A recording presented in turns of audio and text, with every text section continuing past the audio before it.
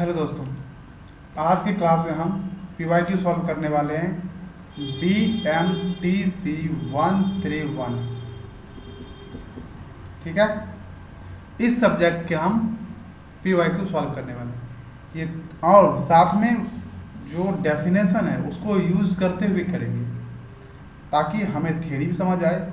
उसके बेस पे जो एग्जाम्पल करेंगे वो एक PYQ होगा। ये जून का PYQ, ठीक है। 13 को इसका पेपर है तो सोचा मैं इसके भी वीडियो डाल दूँ।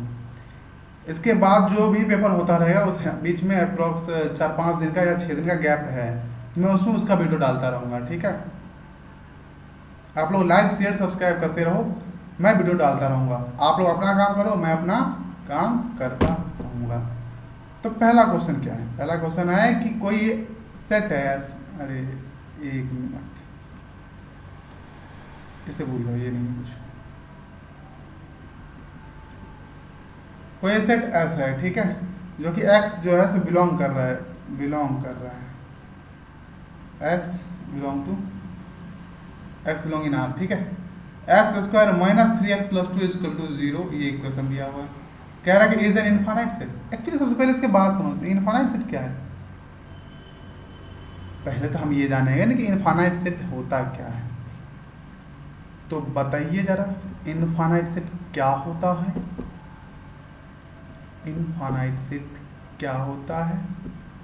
बिल्कुल सही समझ रहे हैं, जो कि फाइनाइट नहीं होता है। मतलब कोई एक ऐसा सेट जिसके अंदर इनफाइनाइट नंबर हो, इनफाइनाइट वैल्यू आता, वो सेट क्या है? इनफाइनाइट सेट है। जो कि फाइनाइट ना हो, जिसकी काउंटिंग पॉसिबल ना हो, वो इनफाइनाइट सेट होता है। तो हमारे पास जो इक्वेशन है वो है x square minus 3x plus 2 is equal to 0। हम इसका क्या करेंगे? फैक्टराइजेशन, मतलब क्या निकालेंगे? इक्वेशन सॉल्व करेंगे। इसको लिखो x minus 2x plus 2 is equal to 0। x common, तो x minus 1 minus 2 into x minus 1 is equal to 0। So x minus 1 into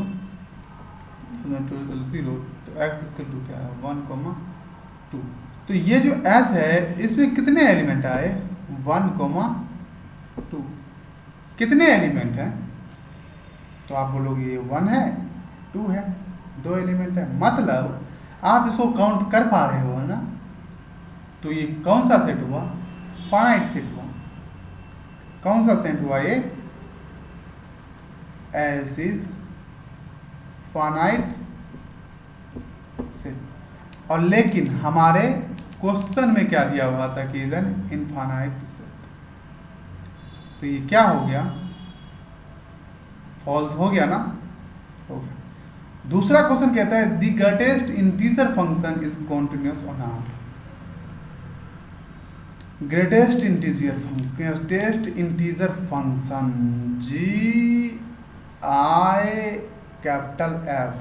greatest integer function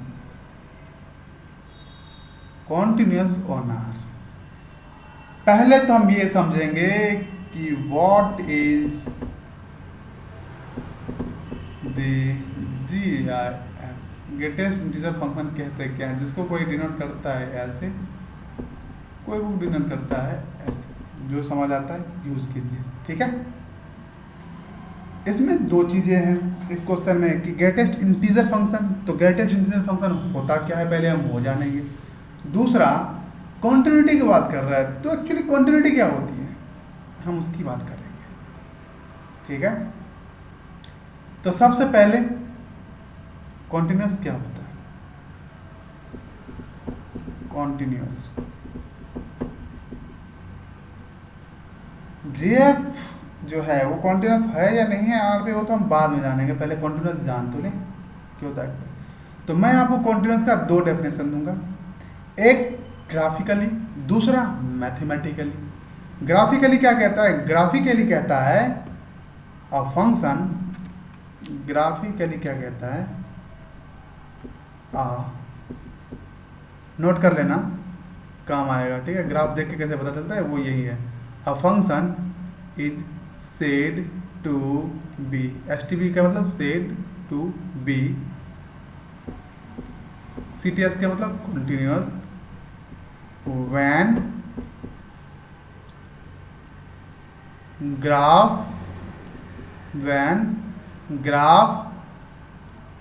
of function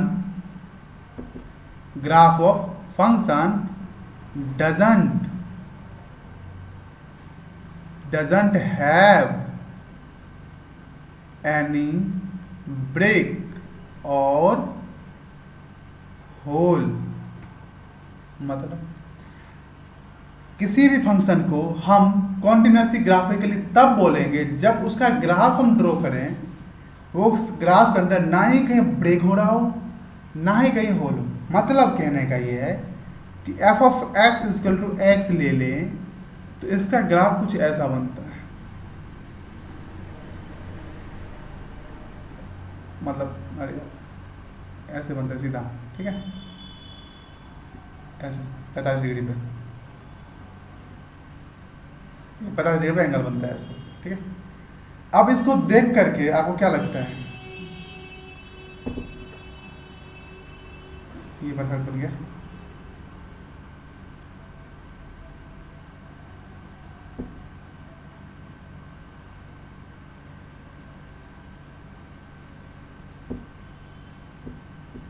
यानी ब्रेक और whole. इसको देख के क्या लगता है, कहीं ब्रेक हो रहा है क्या या फिर कहीं होल है। अगर मैं यहाँ पे कुछ एक और ग्राफ बना दूँ, यहाँ पे एक ग्राफ बना दिया मैं कि यहाँ से यहाँ गया, ठीक है, उसके बाद ये यहाँ पे गया और यहाँ पे कुछ रीजन बस जंप किया, वो वहाँ से चला गया। बताओ ये ग्राफ ब्रेक कर रहा है किस पॉइंट पे, यहाँ पे, लेकिन ये कहीं भी ब्रेक नहीं कर रहा, लगातार बढ़े ही जा रहा। तो ये क्या है, कॉन्टिन्यूअस, और ये क्या है, नॉट कॉन्टिन्यूअस, ठीक है। तो हमने देख लिया ग्राफिकली कैसे काम करता है ये, तो ये है ग्राफिकली, ठीक है। अब देखते हैं मैथमेटिकली लैंग्वेज में।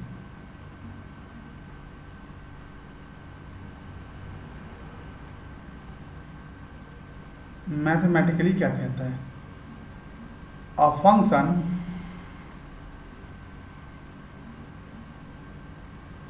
F of x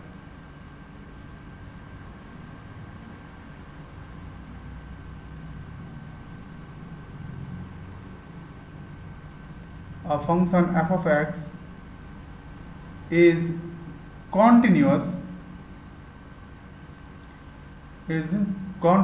at x, मान लो ये कोई पॉइंट है a, ठीक है, when इसका जो लेफ्ट हैंड लिमिट है और राइट हैंड लिमिट है वो एग्जिस्ट करना चाहिए, और वो भी उसी पॉइंट पे इक्वल भी होना चाहिए।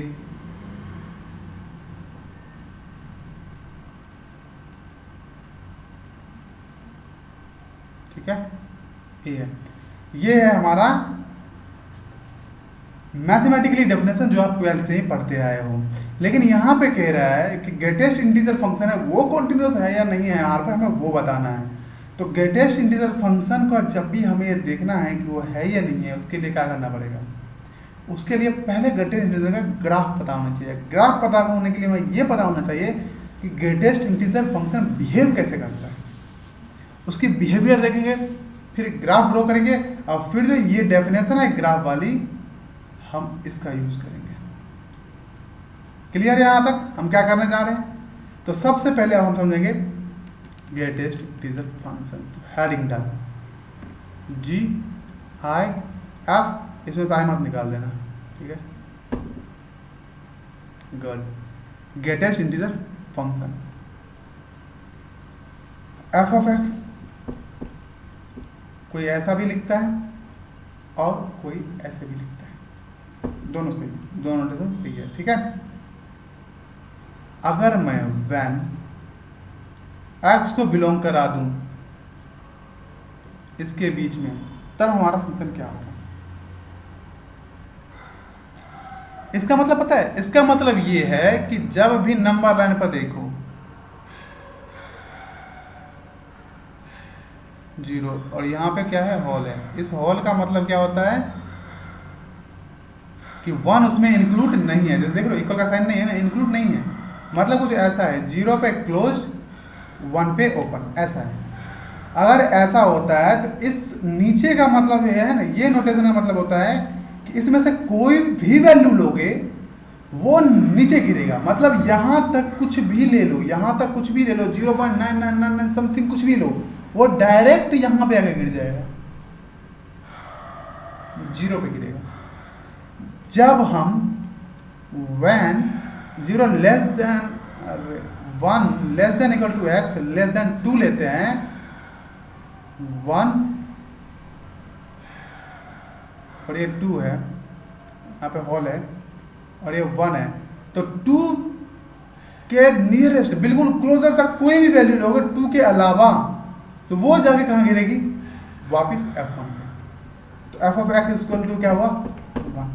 समझ आया क्या कर रहा हूँ मैं ये कह रहा हूँ कि कोई भी इंटरवल ऐसा ले लो a कोमा बी, इस टाइप का, बी है नहीं इसमें, इसकी कोई भी वैल्यू लोगे तो वो ऑलवेज जो फंक्शन है एफ ऑफ एक्स वो क्या देगा, ठीक है। अब मुझे इसका बताओ, when -1 less than equal to x less than zero, तो हमारा फंक्शन कौन सी वैल्यू देगी, करेक्ट, -1, गुड। अगर मैं -2 less than equal to x less than -1 लिया, हमारी value -2, 4 less than equal to x -4 less than equal to -3, हमारी value f of x equal to -4, ऐसे बिहेव करता है, ठीक है। जब आपको फंक्शन की बिहेवियर अब समझ आ रहा है तो एक्चुअली अब आपको क्या समझ आएगा, उसका ग्राफ, वो ग्राफ दिखता कैसे, ध्यान से देखना। ग्राफ थोड़ी सी टेक्निकल है, टेक्निकलिटी इस ग्राफ में है, तो थोड़ी सी ध्यान देके, ठीक है। लाइन की है क्या,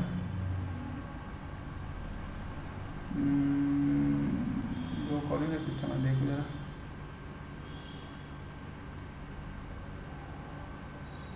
ये क्या,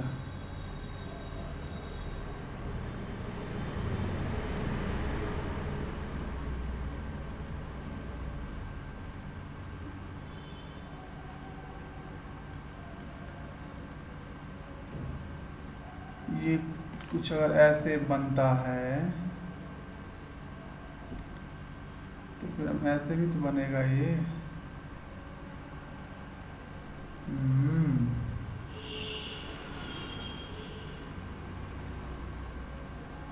फिर नीचे भी जाएगा, चलो भाई बन गया, बन गया। अब ये है आपका 1, ये है 2, ये है 3, ये है 4, ये है 5। ध्यान देना थोड़ा, इस पर जोर दे रहा हूँ इसलिए क्योंकि ये थोड़ा सा टेक्निकलिटी इसमें है। ये 1 2 3 4 -1 -2 -3 -4 -1 -2 -3 -4, ठीक है। अब हमारा ग्राफ बताओ, कलर चेंज करा दे,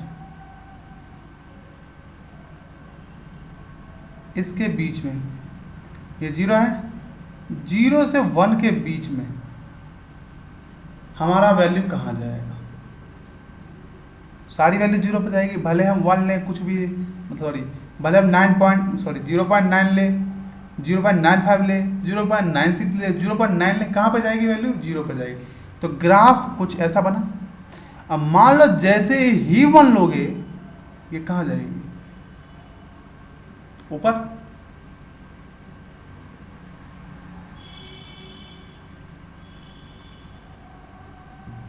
और ये यहाँ पे 2 पे आके क्या हो जाएगी खाली, क्योंकि ये 2 पे 2 के करीब हम जाएंगे तो ये नीचे आएगा।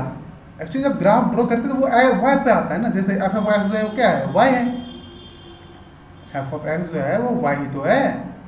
ये क्या है, जीरो है। कब, zero less than equal to x less than 1। लेकिन ये वाई इक्वल टू 1 कब है, जब 1 less than equal to x less than 2।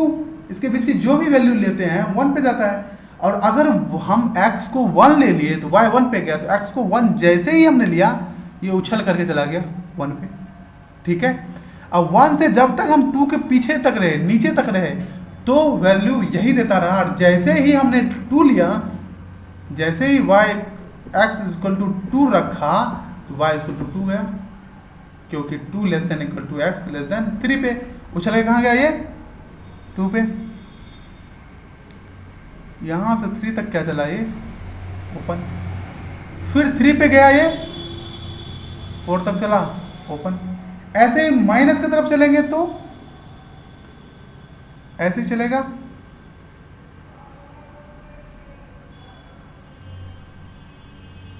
ये होगा ओपन, यहाँ पे भी ओपन था, यहाँ होगा ओपन, यहाँ होगा ओपन।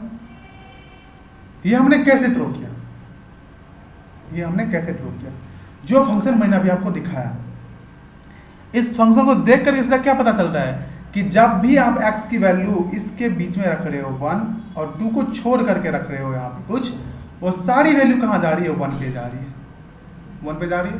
जैसे ही 2 लिया और 2 से 3 के बीच में गए, ये कूद करके चला गया 2 पे। देख पा रहे हो, क्लियर? ठीक है, अब मुझे ये बताओ, ये जो ग्राफ है वो क्या इस ग्राफ के बीच में कोई भी ब्रेक नहीं हो रहा है या होल नहीं है? डेफिनेशन हमारा क्या कहता था, a function is said to be continuous when a graph of function doesn't have any break और होल। क्या ये ब्रेक नहीं हो रहा? देखो इसके और इसके गैप है ना, इस ब्रेक, इस दोनों ग्राफ के, इस दोनों ग्राफ का बैक गैप है, इसमें भी गैप है, तो ब्रेक तो हो ही रहा है। तो so graph is breaking each integer of point, क्योंकि जैसे ही हम 1 लेते हैं, इंटीजर क्यों लिखा है, क्योंकि जैसे ही 1 लिया वो कूद के ऊपर गया, फिर 2 लिया कूद के ऊपर गया, -1 लिया यहाँ आया, -2 पे यहाँ आया, ऐसे भाग रहा है। ये इंटीजर पे ही बिहेव कर रहा है ऐसा ही। इंटीजर नहीं है तो अगर ऐसा देखा जाए तो 0 से 1 तक ये बिल्कुल कॉन्टिन्यूअस है। और जैसे ही वहाँ पे हमने ऐसे लिया 1, 2 कूद के दूसरी तरफ चला गया, एक स्टेप ही ऊपर चला गया, तो इसको कहते हैं jump continuity, sorry discontinuity, jump discontinuity कहते हैं। ठीक है, आई होप आप लोगों को ये समझ आया होगा। ना समझ आया हो कमेंट कीजिएगा कि कहाँ दिक्कत आ रही है। ठीक है, अब हम चलते हैं अपनी नेक्स्ट क्वेश्चन को। नेक्स्ट क्वेश्चन क्या था, d/dx। ठीक है, ये इंटीग्रेशन सॉल्व करना है अंडर डिफरेंशियल सॉल्व करना है अंडर इंटीग्रेशन। ठीक है, क्या है, d/dx e⁻x, mistake, integration e⁻x 3ln t dt। ठीक है, इसको सॉल्व करना है। तो सबसे पहले अगर हम इंटीग्रेशन सॉल्व करेंगे तो कुछ इस तरह की वैल्यू आएगी ना, किस तरह की वैल्यू आएगी, फंक्शन f(x) माइनस f(3), कुछ इस तरह का आएगी। जब हम इसको सॉल्व करेंगे तो ये फंक्शन है, इसमें हम अपर लिमिट पुट करेंगे माइनस लोअर लिमिट पुट करेंगे। ठीक है, उसके बाद इसका क्या लेना है, डेरिवेटिव, क्योंकि ये डेरिवेटिव ले रखा है, तो इसका डेरिवेटिव क्या होगा, f(ex) इंटू d/dx ex, और ये क्या है f(3), जैसे ही डालोगे कोई भी वैल्यू पे, ये कांस्टेंट फंक्शन है, कांस्टेंट फंक्शन के डेरिवेटिव 0, और इसका derivative e⁻x f' of e⁻x। अब फंक्शन जो है हम उसका निकालेंगे डेरिवेटिव, ये फंक्शन है हमारा, तो क्या होगा e⁻x इंटू ln डेरिवेटिव इसका ln, और ये जो t है इसकी जब e power x value put कर दो तो e पावर x ln और e है तो वो 1 हो जाएगा, तो ये x, तो x इंटू ई रेस्ट पावर x। लेकिन हमारी वैल्यू क्या दिया हुआ है गिवन में, क्वेश्चन में गिवन है x ई रेस्ट पावर माइनस ln3, तो ये भी क्या है फॉल्स, और ये बीच का क्वेश्चन ये भी क्या था फॉल्स, मतलब इसका तीनों आंसर क्या थे फॉल्स, कि ना वो greatest integer function continuous R पे और ना ही ये वैल्यू दे रही है। क्या उसकी वैल्यू कैसी वैल्यू दे रही है, ये वैल्यू दे रही है x इंटू ई रेस्ट पावर x, लेकिन क्वेश्चन में माइनस ln3 भी है जो कि नहीं है। तो अब आपको क्या करना है, करेक्ट लाइक शेयर सब्सक्राइब। मिलते हैं हम नेक्स्ट वीडियो में।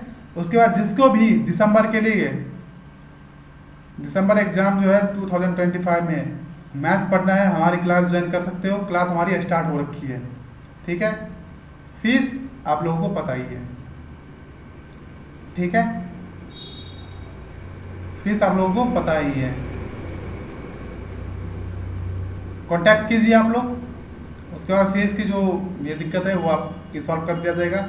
टेलीग्राम लिंक आपको प्रोवाइड कर दिया जाएगा डिस्क्रिप्शन में, आप टेलीग्राम ज्वाइन कीजिए, वहाँ से आप मैसेज कीजिए पर्सनली मैं आपको, या फिर ग्रुप में मैसेज कीजिए, आपको लिंक प्रोवाइड कर दिया जाएगा। अगर फीस की वैसी दिक्कत चल रही है तो आप लोग ट्राई कीजिए, कोई अगर मान लीजिए ग्रुप में आता है अप्रॉक्स 7 to 10 स्टूडेंट, मेरे पास वैसे स्टूडेंट तो है लेकिन फिर भी अगर 7 to 10 में आता है तो 500 रुपीज़ दिया जाएगा 5 स्टूडेंट से, ठीक है। एक सब्जेक्ट कोड का ये, उसी एक सब्जेक्ट कोड का, अगर 2 का पढ़ना है तो उस पर थोड़ा सा 10% डिस्काउंट हम दे देंगे। मिलते हैं नेक्स्ट वीडियो में, तब तक के लिए धन्यवाद।